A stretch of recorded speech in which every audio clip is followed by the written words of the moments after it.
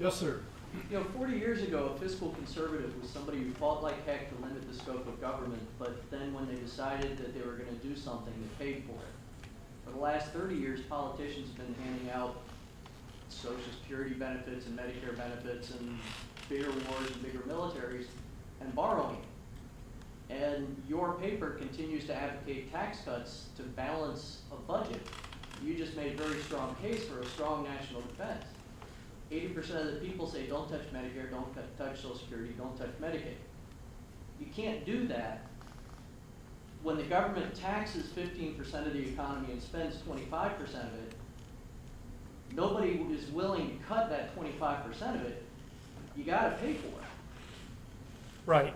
We have been deficit spending in this country since the days of Alexander Hamilton, and thank God. So deficit spending itself is not this horrendous problem if it's kept within reasonable size. Up until about 5 or 6 years ago. How about 10? Can we agree on 10? Okay, let's say. Bush tax cuts to wars. No, because look, the problem with your thesis is the notion that higher taxes equal greater revenue, and that's simply not borne out empirically. Well, you can cut tax rates from 70%, and I'll grant you that you raise revenue, but cutting tax rates from 30%. I mean, the Laffer curve says at each end of the curve you get zero taxes. Right. But somewhere in there, raising taxes will raise revenue, and lowering taxes will lower revenue. Right. Somewhere in there, and I guess the question that we have to face is just where that point is.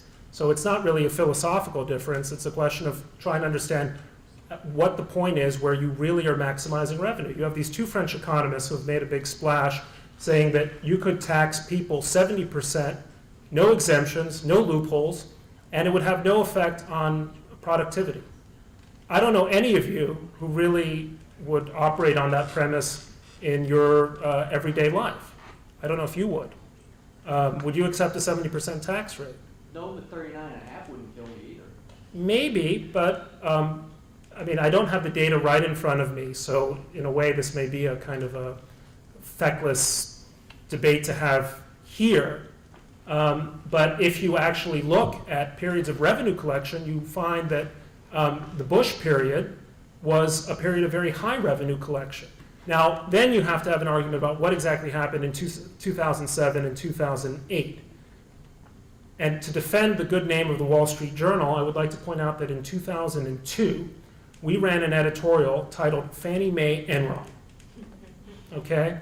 Unfortunately, Pulitzer Prizes can't be won for being more than 5 years ahead of the curve in pointing out that what Fannie Mae had serious problems in its accounting, and that a government-sponsored enterprise pouring money that appeared to be absolutely safe into the real estate market was a disaster in the making. We were warning about a real estate bubble publicly in 2005.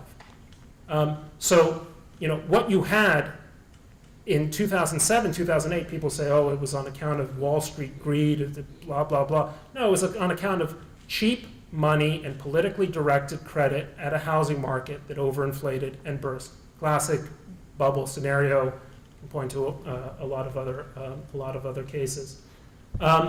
So there is a kind of a long record that points to the fact that lower tax rates tend to spur private enterprise, leading to economic growth from which governments derive greater revenue. I'm not against maximizing government revenue, or optimizing, I should say, government revenue. But it's self-defeating to try to raise taxes, inhibit economic growth, and then wonder where you're coming from. By the way, it's not an accident that Britain finally realized that a 50% top marginal rate was bringing in, was actually a revenue killer, which is why they dropped it now to 45% in their last budget. Governments are understanding that you just can't raise taxes forever and expect economic, to have an economy to tax. Just one other point that I want to make. You just had this election in France. The president of France, the current president, he became president today, Francois Hollande, wants to tax millionaires 70% of their income above €1 million. You know what's going to happen? London is going to become, or the nicer parts of London are going to become French-speaking enclaves. So and now you just saw the Facebook guy who just parked his money in Singapore. There is a growing incidence of very wealthy people who are abandoning their American citizenship. Be careful about raising taxes and driving people to overseas, because I can tell you, I've vacationed there. Switzerland's a nice place. Singapore can be lovely in the winter. There are other places that are happy to be havens for the very well-to-do.